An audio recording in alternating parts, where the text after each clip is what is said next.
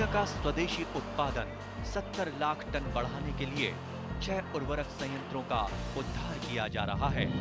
FCIL के गोरखपुर, सिंदरी, तलचर और रामागुंडम संयंत्र, HFCL की बरौनी इकाई और बीवीएफसीएल की नामरू फोर्थ। सोने पर सुहागा ये है कि देश में अब बनेगा सिर्फ नीम लेपित यूरिया, क्योंकि इससे होगा किसानों का फायदा ही फायदा। अनाज का उत्पादन 10% तक बढ़ेगा। बढ़ेगी 10 से 15% नाइट्रोजन क्षमता।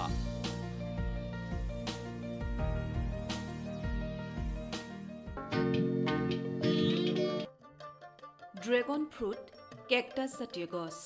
এই ফলবিধৰ খেতি থাইলেণ্ড, মালয়েছিয়া, ভিয়েটনাম, শ্ৰীলংকা আদি দেশসমূহত ব্যাপকভাৱে কৰি অহা হৈছে। ড্ৰেগন ফ্ৰুট ভাৰতবৰ্ষৰ উদ্যান শস্য খণ্ডত নতুনকৈ সংযোজিত হোৱাৰ লগতে নতুন চাম কৃষকৰ মাজত যথেষ্ট জনপ্ৰিয়তা অৰ্জন কৰিছে। ড্ৰেগন ফ্ৰুটৰ 3 প্ৰকাৰৰ অতি জনপ্ৰিয় জাত আছে। এই নান্দনিক সৌন্দৰ্যৰে ভৰপূৰ ফলবিধৰ এবিধ ফলৰ আৱৰণ ৰঙা আৰু ভিতৰৰ অংশও ৰঙা মঙহাল। সেইদৰে দ্বিতীয়বিধৰ আৱৰণ হালধীয়া আৰু ভিতৰৰ অংশ বগা মঙহাল। সেইদৰে তৃতীয়বিধৰ বাহিৰৰ আৱৰণ ৰঙা যদিও ভিতৰৰ মঙহাল অংশ বগা হয়। গোটেইকেইটা জাতৰে ফলবিধৰ ভিতৰৰ অংশ মঙহাল আৰু ইয়াত খোৱাৰ উপযোগী ক'লা বৰ্ণৰ গুটি থাকে। ড্ৰেগন ফ্ৰুটৰ ফল অংশটো অতি ধুনীয়া। খেত্ৰীৰ সমীপৰ টোপাতলিত দুজন উচ্চ শিক্ষিত যুৱকে 3 বিঘা মাটিকালিত অৰ্গা ফাৰ্ম নামেৰে একে ফাৰ্ম গঢ়ি তুলিছে। আধুনিক কৃষি ব্যৱস্থাৰ নিদৰ্শনৰূপে গঢ়ি তোলা এই ফাৰ্মখনত প্ৰায় 400 ড্ৰেগন ফ্ৰুটৰ পুলি ৰোপণ কৰিছে। ড্ৰেগন ফ্ৰুট কেকটাছ জাতীয় উদ্ভিদ বাবে ইয়াক কম পৰিমাণে পানী লাগে। পানীৰ নিৰৱচ্ছিন্ন যোগানৰ বাবে গোলাকৃতিৰ আকাৰৰ 4টা নিৰ্গমন নলীযুক্ত ড্ৰিপ ব্যৱস্থাৰে গঢ়ি তুলিছে। এনে পদ্ধতিত গছবোৰে নিৰৱচ্ছিন্নভাৱে পানী যোগান পোৱাৰ লগতে পানী নষ্ট হোৱাৰ অৱকাশ কম থাকে। তাৰোপৰি একে পানী যোগান ব্যৱস্থাৰে গছবোৰক সাৰ যোগান ধৰিব পৰা যায়। 4টা জাতৰ পুলি ৰোপণ কৰা ড্ৰেগন ফ্ৰুটৰ সম্পৰ্কত উদ্যমী যুৱক শ্ৰী অমিত খোৱালাই আমাক এনেদৰে কয়। আমি ইয়াত অৰ্গেনিক ফাৰ্মিঙৰ ফাৰ্ম কৰিছোঁ। One of our product is dragon fruit, য'ত আমি পিংক, ৰেড আৰু য়েল্লো ভেৰাইটিজৰ ড্ৰেগন ফ্ৰুট লগাইছোঁ। আমি য়েল্লোটো বেচিকেলি এইটো নতুন যোনটো ভেৰাইটি এতিয়ালৈকে অসমত নাই বা ইণ্ডিয়াটো বহুত ৰেয়াৰ ভেৰাইটি এইটো। আমি এইটো থাইলেণ্ডৰ পৰা ক্ৰপটো আনিছোঁ। এবাৰ আমি ট্ৰাই কৰিবলৈ অলপ 100মান প্লাণ্ট লগাইছোঁ। টোটেল ড্ৰেগন ফ্ৰুট আমাৰ ইয়াত 400টা প্লাণ্ট আছে আৰু আমি এক্সপেক্ট কৰি আছোঁ প্ৰডাকশ্যনটো আমি নেক্সট বছৰ জুনলৈকে পাম ইয়াৰ। And we are expecting a good production as we are using everything which is required. যোনটো আমাৰ নেট লাগে, কাৰণ এইটো আমি নেট ক'তো ইউজ নকৰে, আমি ইউজ কৰিছোঁ কাৰণ গৰমত কি হয় ইয়াত ফাংগাছ এটেক বা সেইবোৰ হ'ব পাৰে। সেইটো কাৰণে আমি এইটো দিছোঁ যে যদি ফাংগাছ এটেক মানে ৰ'দটো ডাইৰেক্টলি আমাৰ প্লাণ্টত নপৰে, তাকি ফাংগাছ এটেক বা এইবোৰ আমাক ইছ্যু ফেচ কৰিব নালাগে। প্ৰতিটো পোষ্টত কিমানটাকে আপোনালোকে প্লেণ্ট দিছে? প্ৰতিটো পোষ্টত আমাৰ 4টা প্লাণ্টকে আছে। আৰু ফাৰ্টিগেশ্যনৰ ব্যৱস্থাটো কেনেধৰণে কৰিছে? ফাৰ্টিগেশ্যনটো আমাৰ ফাৰ্টিগেশ্যন ৰুম আছে, য'ৰ পৰা আমি ফাৰ্টিলাইজাৰ্ছবোৰ ইউজ কৰোঁ। সেইবোৰ ইয়াত আমি ড্ৰিপেদি পঠিয়াওঁ। আপুনি যদি চাব তাত আমাৰ ড্ৰিপ ছিষ্টেম লাগি আছে, তাত আমাৰ অলপ ফাৰ্টিগেশ্যন চলিও আছে, সেইটো দি আমি ফাৰ্টিগেশ্যন প্ৰভাইড কৰোঁ। ড্ৰেগন ফ্ৰুটৰ জেনেৰেলি আপোনালোকে কিমান দিনৰ ভিতৰত প্ৰডাকশ্যন আশা কৰিব পাৰে? এইটো এবছৰ লাগি যায়। এতিয়া ডিপেণ্ড কৰে আপুনি যোনটো প্লাণ্ট লগাই আছে তাৰ চাইজটো কি আছে। যদি অলপ বেছি ডাঙৰ থাকে আপুনি সোনকালে গ্ৰ'থটো পাব পাৰে প্লাণ্টৰ। যদি সৰু আছে অলপ এবছৰমান লাগি যায় আপোনাৰ প্লাণ্টটো গ্ৰ'থ হওঁতে। স্পেচিংটো কিমান দিছে আপোনালোকে? 9x9 fit. 9x9 fit. ফাৰ্টিগেশ্যন আপোনালোকে কোন সময়ত কৰে, দিনৰ কোন সময়ত কৰে? এইটো দিনত নহয়, একচুৱেলি ড্ৰেগন ফ্ৰুটটো হ'ল আপোনাৰ কেকটাছ ভেৰাইটি।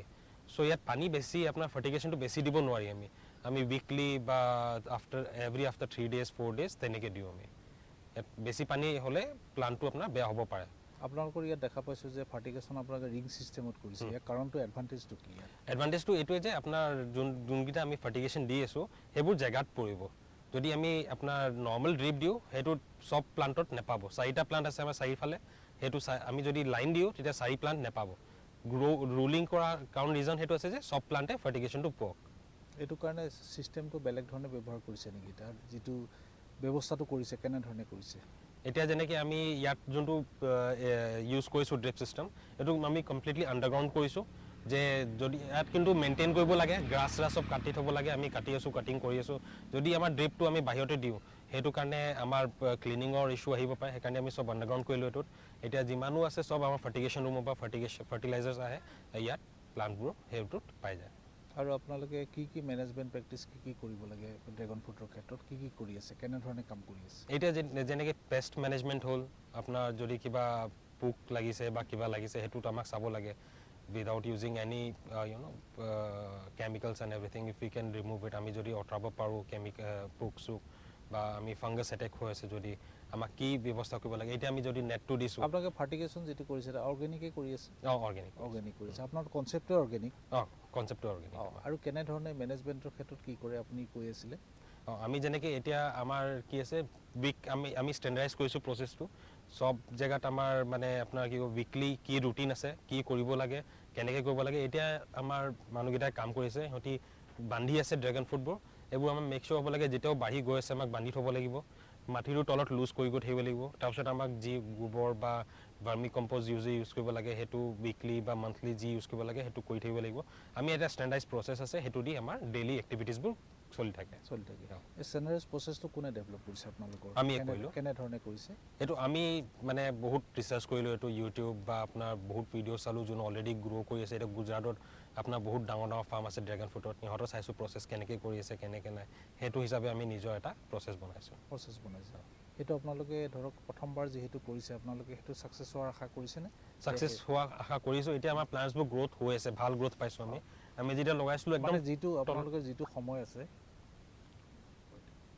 সময় আছে সেই সময়ত গ্ৰ'থটো আপোনালোকে সেই ধৰণে চকুত পৰিছেনে পৰিছে কাৰণ আমি এক্সপেক্ট কৰিছোঁ জুনত নেক্সট প্ৰডাকশ্যনৰ কাৰণে এতিয়া প্লান্ট গ্ৰ'থ চাই আমাক লাগি আছে আমি নেক্সট জুন মানত প্ৰডাকশ্যন পাম পোষ্টৰ চাইজৰ ক্ষেত্ৰত আপোনালোকে যিবোৰ খুঁটা ব্যৱহাৰ কৰিছে সেই খুঁটাবোৰৰ উচ্চতাটো কিমান হাইটটো আমাৰ 7.5 ফুট হ'ল 1.5 ফুট এইটো আমি মাটিৰ তলত হেৰি কৰোঁ 5 ফুট আমাৰ ওপৰত থাকে ইয়াৰ পিছত আপোনালোকে কি দিব তাৰ খুঁটাৰ ওপৰত ইয়াৰ ওপৰত টায়াৰ আহিব আপুনি চাব পাৰে তাৰ টায়াৰ আছে টায়াৰবোৰ আহিব সেইটো যেতিয়া আমাৰ প্লান্টটো ব্লুম হ'ব পূৰা তেতিয়াহ'লে টায়াৰ ছাপৰ্টত প্লান্টকেইটা হেৰি হৈ ওলমি থাকিব আৰু ইয়াত আপোনালোকে প্ৰতিটো খুঁটাত 3টা বা 4টা প্লেন দিছে কাৰণটো কি কাৰণ 4 জেগা আছে খুঁটাত 4টা হেৰি আছে তেতিয়া আমি 4টা প্লান্ট লগাব পাৰি তাত এটা জেগা মানে এইটো বেচিকেলি এটা যদি কওঁ আমি যদি এটা খুঁটাত এটা প্লান্ট লগাম আমাৰ প্ৰডাকশ্যনটো বহুত কম থাকিব যদি আমি 4টা প্লান্ট কেটাৰ কৰিব পাৰি এটা পোষ্টতে তেতিয়াহ'লে আমাৰ প্ৰডাকশ্যনটো সেইটো এটা পোষ্টতে বহুত বেছি আহিব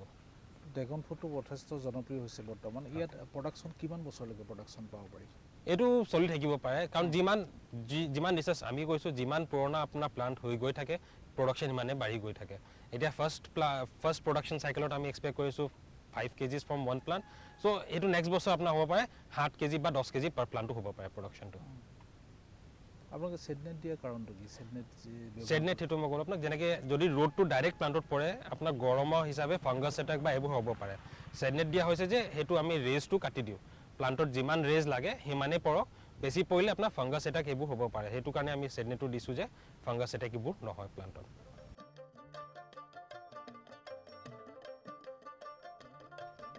অৰ্গা ফাৰ্মৰ ড্ৰেগন ফ্ৰুটৰ বাগিচাখনৰ এক বিশেষত্ব হ'ল পৰম্পৰাগত ওখ খুঁটাৰ বিপৰীতে ফাৰ্মখনত কিছু চাপৰ পকাৰ খুঁটা ব্যৱহৃত হৈছে ইয়াৰ দ্বাৰা খৰচৰ পৰিমাণ কম হোৱাৰ লগতে ভৱিষ্যতে পৰিচৰ্যাত কিছু সুবিধা হ'ব পানী যোগানৰ পাইপসমূহৰ যাতে হানি বিঘিনি নহয় তাৰ বাবে কিছু মাটিৰ তলেৰে যোৱাৰ ব্যৱস্থা কৰা হৈছে ড্ৰেগন ফ্ৰুটৰ বাবে গ্ৰহণ কৰিবলগীয়া কাৰ্যব্যৱস্থা সম্পৰ্কত উদ্যান শস্য আৰু খাদ্য সংসাধন সঞ্চালকালয়ৰ মহকুমা কৃষি বিষয়া শ্ৰী বিপুল দাসে কথোপকথনত আমাক এনেদৰে কয় ড্ৰেগন ফ্ৰুটত দেখিছে পোষ্টটো তেওঁলোকে নিজা এটা আইকিউ লগাইছে জেনেৰেলি এই পোষ্টবিলাক বনালে 1 ফুটৰ কাৰণে মিনিমাম 100 পৰা 120 টকামান খৰচ পৰে তেওঁলোকে মিনিমাম 1.5 ফুট হাইটটো কমাই আনিছে তাৰ ওপৰত টায়াৰ দিব মানে প্ৰত্যেকটা পোষ্টতে ধৰক প্ৰত্যেকটা পোষ্টতে তেওঁলোকৰ নাই বুলিও 200 টকাকে তেওঁলোকে প্ৰফিট কৰিছে আৰু এটা বস্তু দেখা আৰু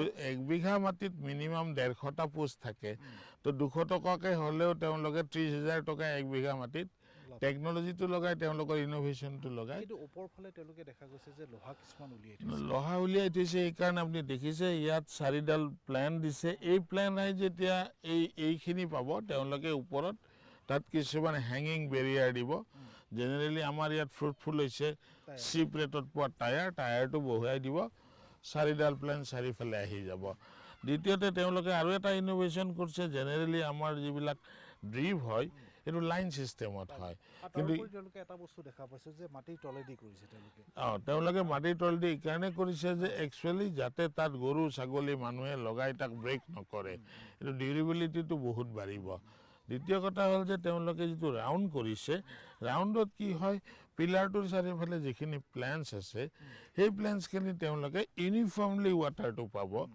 আৰু ইউটিউব যেটো পানী তেওঁলোকে এজ পাৰ নিড ৰেগুলেট কৰিব পাৰিব কিমান সময় দিব লাগিব পানীটো ধৰক ৰাতিপুৱা এইটো চাওক এইটো কেকটাই স্পেচিছত হয়তো নাই বেছি পানী প্ৰয়োজন হ'লে তাত ফাংগাছ লাগে গতিকে তেওঁলোকে এজ পাৰ নিড দিব এতিয়া যিটো আপোনাৰ ড্ৰাই স্পেল এটা চলিব অহা 2 মাহ 3 মাহ সে ধৰক নৱেম্বৰ মিডিলৰ পৰা মাৰ্চৰ মিডিললৈ এইটো এটা 3 মাৰ্চৰ এটা ড্ৰাই স্পেল থাকে তেতিয়া তেওঁলোকে মিনিমাম 2 টাইমছ দিব আৰু জেনেৰেলি যেতিয়া আপোনাৰ বা 3 টাইমছ হ'ব পাৰে যদি সানৰে বেছি থাকে তো ইট ডিপেন্ডছ আপন আপোনাৰ তেওঁলোকে ইয়াত টাচ কৰি চালে গম পাব জাস্ট ময়শ্চাৰ থাকিলে হ'ল লাৰু বনিব কিন্তু নালাগে যদি লাৰু বনি যায় তেতিয়া ময়শ্চাৰ লেভেলটো বেছি হ'ব গুৰিত বেমাৰ লাগিব পাৰে আপোনাৰ পৰা জানিব বিচাৰিছো যেহেতু তেওঁলোকে পুলিবোৰ প্ৰথম অৱস্থাত থাইলেণ্ডৰ পৰা লৈ আহিছে বুলি কৈছে তাৰ পিছত বৰ্তমান পৰ্যায়ত কাটিং কৰিবলৈ আৰম্ভ কৰিছে গছজোপাই কিবা অসুবিধা পাব নেকি জেনেৰেলি যেতিয়ালৈ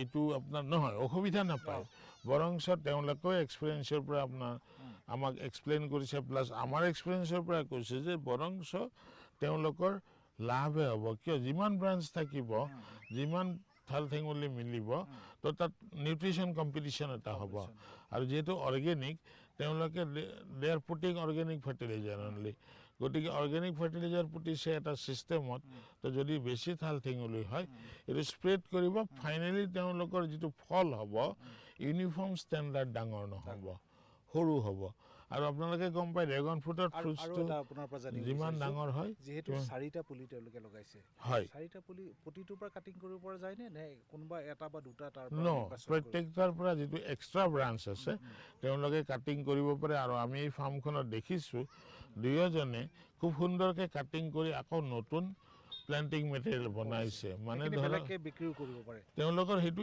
এডিশ্যনেল ইনকাম বোনাছ পইণ্ট তেওঁলোকৰ লেবাৰ কষ্টটো তাৰ পৰা ওলাই যাব গতিকে খুব দুইজন আমিও খুব অত্যাচাৰী তেওঁলোকে নিজৰ ইনোভেশ্যন লগাইছে ভৱিষ্যতে তেওঁলোকৰ মংগল হওক আৰু গোটেইকেইটা বেলেগ বেলেগ বেকগ্ৰাউণ্ড কোনোবা MBA কোনোবা গ্ৰেজুৱেট কিন্তু ফাইনেলি আহি তেওঁলোকে এগ্ৰিকালচাৰ কৃষিখণ্ড জড়িত হৈছে আৰু নতুন ল'ৰাবিলাকে জড়িত হৈছে তেওঁলোকে অকল প্ৰডাকশ্যন কৰা নাই তেওঁলোকে ইয়াৰ মাৰ্কেটিঙৰ বিষয়েও বৰ্তমান তেওঁলোকে প্লেন প্ৰগ্ৰেম কৰিছে কেনেকুৱা পেকেজিং হ'ব কেনেকুৱা ব্ৰেণ্ডিং হ'ব গতিকে এই ধৰণে যদি আমাৰ ডেকা ল'ৰাখিনি আগবাঢ়ি আহে ডেফিনেটলি আমাৰ অসম বা উত্তৰ পূৰ্বাঞ্চলত আমাৰ নিবনুৱা সমস্যাটো বহু পৰিমাণে লাঘৱ হ'ব ড্ৰেগন ফ্ৰুট গছজোপাৰ কিছু বিশেষত্ব আছে সেইসমূহ হ'ল কেকটাছ জাতীয় গছ হোৱাৰ বাবে কম পৰিমাণৰ পানী যোগানৰ আৱশ্যক গছজোপা বগোৱাৰ বাবে মজবুত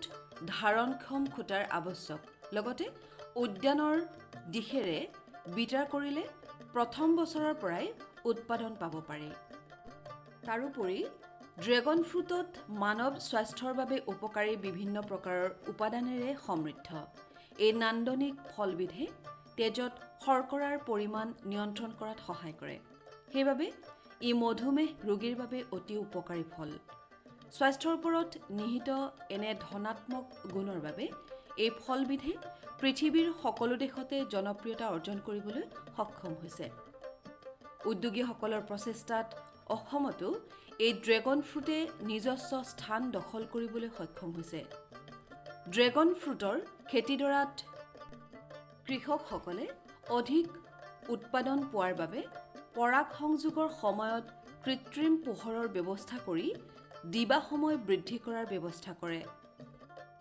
ড্ৰেগন ফ্ৰুট খেতিৰ লগত জড়িত হৈ অভিজ্ঞতাৰে সমৃদ্ধ হোৱা শ্ৰী ৰৌনক খোৱালাই তেওঁলোকে গ্ৰহণ কৰা প্ৰচেষ্টা সম্পৰ্কে আমাক এনেদৰে কয়। আমি ইয়াত ড্ৰেগন ফ্ৰুটৰ কাল্টিভেশ্যন কৰি আছোঁ। আমি টোটেলি নিউ টেকনলজি ইউজ কৰি পিনে ড্ৰেগন ফ্ৰুটৰ কাল্টিভেশ্যন কৰিছোঁ using drip system and everything. It's a very nice process and চবে কৰিব পাৰে এইটো। আমি ইয়াত ষ্টাৰ্ট কৰিছোঁ, আমি এইটো ভাবিছোঁ যে আমি নতুন এণ্টাৰপ্ৰিনাৰ্ছবিলাকক কনচালটেশ্যন প্ৰভাইড কৰিব পাৰোঁ আৰু ইহঁতক মটিভেট কৰিব পাৰোঁ যে যাতে ইহঁতেও এইবিলাক ষ্টাৰ্ট কৰিব পাৰে ভালকৈ কৰিবলৈ। ইয়াত আপোনালোক চাব পাৰে যেনেকৈ আমি ড্ৰেগন ফ্ৰুটৰ কাল্টিভেশ্যন কৰি আছোঁ। We have planted around 400 plants here in approximately 100 posts. Each post consists of more than around 4 plants here, and a drip system is round drip system is also been provided along with. Aru ami ইয়াৰ প্লান্টেশ্যনৰ লগত আমি যেনেকৈ পুলিও plant কৰিছোঁ। আমি পুলিকেইটা থাইলেণ্ডৰ পৰা লৈ আনিছিলোঁ আগতে, তাৰপিছত প্লান্ট কৰি পিনে যেনেকৈ পুলিকেইটা ওলাইছে তো এটা ৰুটছৰ পৰাই যেনেকৈ 2-3টা আমাৰ প্লান্টেশ্যন হৈছে, তেতিয়া তাৰপৰা আমি পুলিকেইটা কাট কৰি কৰি বেলেগকৈ পুলি বনাইছোঁ। তাৰপিছত এতিয়া যেনেকৈ আমি পুলিও চেল আউট কৰি আছোঁ আৰু লগতে আমি প্লান্টেশ্যনো কৰি আছোঁ, যাতে আমাৰ প্লাণ্টছকেইটা গ্ৰ'থ হ'বৰ কাৰণে ভালকৈ নিউট্ৰিয়েণ্টছকেইটা পাই থাকে। সেইকাৰণে আমি পুলিকেইটা টাইম টু টাইম ছেপাৰেট কৰি আছোঁ, যাতে একো দিগদাৰ নহয় আৰু প্লাণ্টছকেইটা ভালকৈ নিউট্ৰিয়েণ্টছ পাই থাকে টাইম টু টাইম।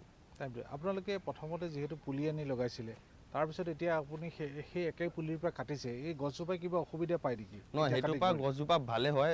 কেলৈ কি বেছি পুলি ওলালে কি হয়, তাত নিউট্ৰিয়েণ্টছকেইটা ডিভাইড হৈ থাকে। তো আৰু আমি যেতিয়া পুলিকেইটা কাট কৰি দিওঁ, এটা প্লাণ্টে ভালকৈ নিউট্ৰিয়েণ্টছ পাই থাকে যিমান পাব লাগে তাক। এতিয়া যিবোৰ আপোনালোকে কাটিং কৰিছে, আকৌ নতুনকৈ ৰোপণ কৰিছে নে প্লান্টিং কৰি আছে নেকি আপোনালোকে? সেইটো প্লান্টিঙো কৰি আছোঁ আমি, এজ এ পুলিও বনাই পিনে সেইবিলাকক আমি চেল আউট কৰিবলৈ ট্ৰাই কৰি আছোঁ। চেল আউট কৰি আছোঁ আমি তেনেকৈ। ড্ৰেগন ফ্ৰুটত গ্ৰাফটিং পদ্ধতিৰে পুলি উৎপাদন কৰিব পৰা যায়। আগতে কৃষকসকলে পুলিৰ বাবে আন ৰাজ্য বা দেশৰ ওপৰত নিৰ্ভৰশীল আছিল যদিও বৰ্তমান গ্ৰাফটিং পদ্ধতিৰ সফলতাই কৃষকৰ পুলিৰ স্বনিৰ্ভৰশীলতাত সহায়ক হৈছে। প্ৰকৃতিয়ে অনবদ্য অৱদানেৰে গঢ়ি তোলা সেউজ কৃষিভূমি প্ৰকৃততে সকলো উদ্যান শস্যৰ বাবে অন্যতম অনুকূল। শিক্ষিত যুৱচাম কৃষিখণ্ডলৈ আগবাঢ়ি আহিলে কৃষিখণ্ডৰ অৱস্থিতি আৰু অধিক শক্তিশালী হ'ব বুলি আশা কৰিব পাৰি। অৰ্গা ফাৰ্মৰ দৰে অনুষ্ঠানসমূহৰ প্ৰচেষ্টা এই ক্ষেত্ৰত নিশ্চিতভাৱে সহায়ক হ'ব।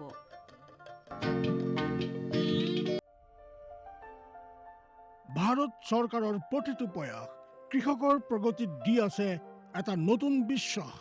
দেশৰ কৃষকসকলৰ প্ৰতি সমৰ্পিত ভাৰত চৰকাৰে বিশেষকৈ উত্তৰ পূৰ্বাঞ্চল আৰু আন্দামান নিকোবৰ দ্বীপপুঞ্জৰ কৃষি অঞ্চলৰ বিকাশৰ বাবে নতুন প্ৰগতিশীল পদক্ষেপ লৈছে, যাৰ দ্বাৰা কৃষকসকলে দ্ৰুত গতিত উন্নতি কৰি আছে। কৃষি অঞ্চলৰ বিকাশৰ গতি অব্যাহত ৰাখি মাননীয় প্ৰধানমন্ত্ৰী শ্ৰী নৰেন্দ্ৰ মোদী ডাঙৰীয়াৰ নেতৃত্বত ভাৰত চৰকাৰে এক দূৰদৰ্শী নিৰ্ণয় লৈ দেশত ৰাষ্ট্ৰীয় খাদ্য তেল মিছন অইল পামৰ আৰম্ভণি কৰিছে, যাৰ দ্বাৰা উত্তৰ পূৰ্বাঞ্চলৰ ৰাজ্যসমূহ আৰু আন্দামান নিকোবৰ দ্বীপপুঞ্জৰ কৃষকসকলৰ বিশেষ লাভ হ'ব। পুঁজিৰ বিনিয়োগত বৃদ্ধি পাব, খোৱা তেলৰ আমদানিৰ ওপৰত নিৰ্ভৰ কৰাটো কম হ'ব আৰু ৰোজগাৰৰ সুবিধা সৃষ্টি হ'ব। খোৱা তেলত আত্মনিৰ্ভৰশীলতাৰ বাবে এতিয়া ৰাষ্ট্ৰীয় খাদ্য তেল মিছন অইল পামৰ সংকল্প লোৱা হৈছে। নৰ্থ ইষ্ট আৰু আন্দামান নিকোবৰ দ্বীপপুঞ্জ এনেকুৱা অঞ্চল য'ত সহজে পামৰ খেতি কৰিব পৰা যায়। পাম অইলৰ উৎপাদন হ'ব পাৰে। এই মিছনৰ অধীনত অইল পামৰ অঞ্চল আৰু উৎপাদন বঢ়োৱাত জোৰ দিয়াৰ বাবে চৰকাৰে 11,000 কোটি টকাৰো অধিক সাহায্য ৰাখি নিৰ্ধাৰিত কৰিছে। মিছনৰ অধীনত চৰকাৰে অইল পামৰ খেতিৰ বাবে ৰোপণ আদিৰ সহায়ত বৃদ্ধি ঘটাই পূৰ্বতে পাবলগীয়া প্ৰতি হেক্টৰত 12,000 টকাৰ পৰা বঢ়াই প্ৰতি হেক্টৰত 29,000 টকা কৰি দিছে। পুলি ৰোপণ সামগ্ৰীৰ অভাৱ দূৰ কৰাৰ বাবে বীজৰ উৎপাদন কৰাৰ বাবে বাগিচাকো সাহায্য প্ৰদান কৰা হ'ব, যাৰ অধীনত প্ৰতি হেক্টৰ ক্ষেত্ৰফলৰ অইল পামৰ উদ্যানৰ বাবে 1 কোটি আৰু নাৰ্চাৰী বিকাশৰ বাবে 50 লাখ টকাৰ ব্যৱস্থা আছে। 30 বছৰীয়া পুৰণা বাগিচাৰ পুনৰুদ্ধাৰৰ বাবে প্ৰতি পুলিত 250 টকাৰ এককালীন অনুদান দিয়া হ'ব। উত্তৰ পূৰ্বাঞ্চল আৰু আন্দামানৰ বিশেষ সাহায্যৰ অধীনত তাৰ অঞ্চলৰ গাঁথনি, জলবায়ু আৰু অন্য পৰিস্থিতি অনুসৰি বিভিন্ন দিশত যেনে হাফ মুন টেৰেছত প্ৰতি হেক্টৰত 4,000 টকা, জেওৰা, বায়োফেন্সিং তথা লেণ্ড ক্লিয়াৰেন্সৰ বাবে প্ৰতি হেক্টৰত 7,000 টকা আৰু একত্ৰিত খেতিৰ বাবে প্ৰতি হেক্টৰত 10,000 টকাৰ ব্যৱস্থা আছে। প্ৰাৰম্ভিক 4 বছৰৰ সময়ত ৰক্ষণাবেক্ষণ আৰু অন্তৰ্ফচলৰ বাবে প্ৰতি হেক্টৰত 50,000 টকাৰ ব্যৱস্থা আছে। কৃষকৰ বাবে ৰোজগাৰৰ সুবিধা সৃষ্টি কৰা আৰু উদ্যোগসমূহক উদগনি জনোৱাৰ বাবে 5 মেট্ৰিক টন প্ৰতি ঘণ্টা ক্ষমতাযুক্ত নতুন পাম অইল মিছনৰ প্ৰতি গোটৰ বাবে 5 কোটি টকালৈকে অনুদানৰ ব্যৱস্থা আছে আৰু ক্ষমতাত বৃদ্ধি পালে অতিৰিক্ত ধনৰাশিৰো বিকল্প আছে। আমাৰ দৰে কৃষকৰ অইল পাম মিছনৰ পৰা বহুত আশা আছে। আমাৰ লাগিছে এই যোজনা আমাৰ বাবে লাভজনক হ'ব আৰু ইয়াৰ দ্বাৰা আমাৰ উপাৰ্জনো বাঢ়িব। অইল পামৰ কৃষকসকলে সতেজ ফলৰ থোক অৰ্থাৎ FFB উৎপাদন কৰে, যাৰ বৰ্তমান মূল্য আন্তঃৰাষ্ট্ৰীয় মূল্যত হোৱা উঠানামাৰ আধাৰত নিৰ্ণয় লোৱা হয়। প্ৰথমবাৰ কেন্দ্ৰীয় চৰকাৰে সতেজ ফলৰ থোকৰ মূল্যৰ বাবে কৃষকসকলক আশ্বাস দিছে। ইয়াক প্ৰকৃত মূল্য বা BP বুলি ক'ব পাৰি, অৰ্থাৎ কৃষকসকলৰ কোনো লোকচান হ'বলৈ দিয়া নহ'ব। এই ব্যৱস্থাৰ দ্বাৰা কৃষকসকলৰ বজাৰৰ মূল্য উঠানমাৰ পৰা সংৰক্ষণ প্ৰাপ্ত হ'ব। প্ৰকৃত মূল্য BP নিৰ্ধাৰণ কৰাৰ আৰম্ভণি 1 নৱেম্বৰৰ পৰা হ'ব আৰু অহা বৰ্ষৰ 31 অক্টোবৰলৈকে অব্যাহত থাকিব। ইয়াক অইল পাম বৰ্ষ বুলি কোৱা হ'ব। ইয়াৰ দ্বাৰা উত্তৰ পূৰ্বাঞ্চলৰ ৰাজ্যসমূহ আৰু আন্দামান নিকোবৰ দ্বীপপুঞ্জত খেতি বৰ ভাল হ'ব আৰু কৃষকসকলে আনন্দৰ হাঁহি মৰাৰ এটা নতুন কাৰণ পাব। किसान भाइयों गांठ बांध लो, गांठ बांध लो, बहुत बहुत है काम की, समृद्धि के पैगाम की। मिट्टी के मिजाज को समझो, मिट्टी के हर राज को समझो, मिट्टी की तुम जांच कराओ, मुफ्त सॉइल हेल्थ कार्ड ले जाओ। कभी मुनासिब बीज लगाओ, सही किस्म की खाद ले आओ, जितनी जरूरी उतनी डालो, सही मात्रा खुद पहचानो, इसको अपना मंत्र बना लो, मिट्टी की सेहत तो जानो। बात बहुत है काम की, कम लागत अधिक वरदान की, किसान भाइयों गांठ बांध लो। आज ही मिट्टी की जांच कराएं, राज्य सरकार के कृषि अधिकारी से संपर्क करें और मुफ्त में सॉइल हेल्थ कार्ड पाएं। कृषि और किसान कल्याण मंत्रालय द्वारा किसान हित में কৃষকসকলৰ বিভিন্ন সমস্যাৰ সমাধানৰ লগতে শেহতীয়া প্ৰযুক্তি আৰু প্ৰয়োজনীয় আনুষংগিক দিশৰ বিষয়ে জানিবৰ বাবে চাবলৈ নাপাহৰিব কৃষি দৰ্শন। প্ৰচাৰিত হয় প্ৰতি সোমবাৰৰ পৰা শুকুৰবাৰলৈ সন্ধিয়া 5:30 বজাৰ পৰা 6 বজালৈ।